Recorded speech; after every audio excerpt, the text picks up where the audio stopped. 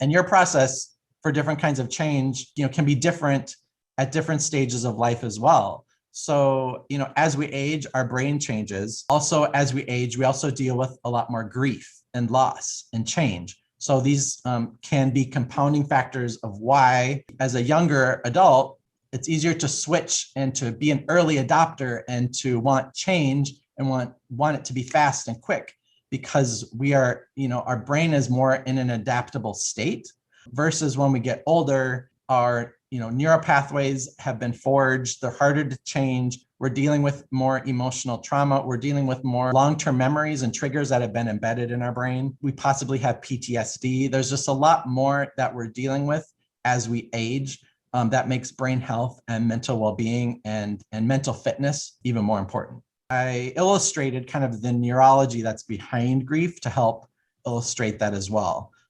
Because previously people are pretty familiar with the waves of grief and the emotions, kind of what they see, but what's going on, again, under the hood, people aren't quite as familiar with that. It's really your brain trying to rewire and adapt to a new reality. That can be very painful. When something that used to bring you pleasure brings you pain, that can be a very painful process.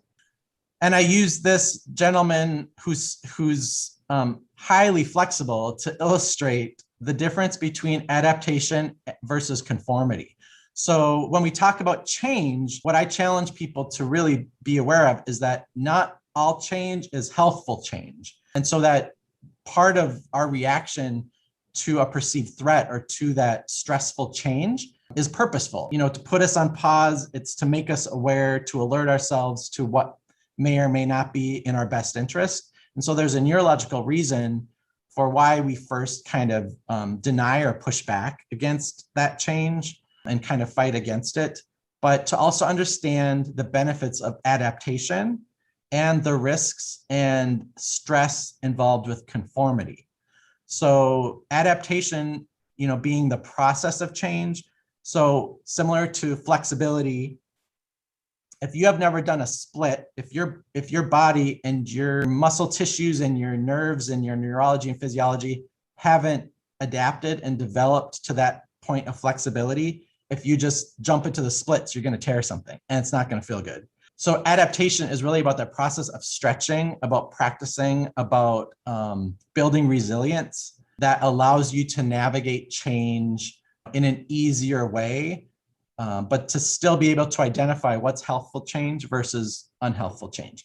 Conformity is really complying in order to reduce risk. So when businesses have compliance, that's basically, here are things you need to do to avoid this risk. And there's a lot of stress that's involved with conformity. There's a lot of stress and cortisol that's involved with that demanding nature of change. So what I like to say is, rather than a lot of people will say embrace change, what I like to say is rather embrace the challenge. So you can identify, again, healthful versus unhealthful. You can help reduce stress. You can help manage your stress, and you can help get to a healthier place in order to deal with that change. That's all about feeling and doing your best by taking care of your brain. Thanks for watching, everyone. Be sure to like, subscribe, and share the 40-foot video you just watched. In the meantime, exercise your mind.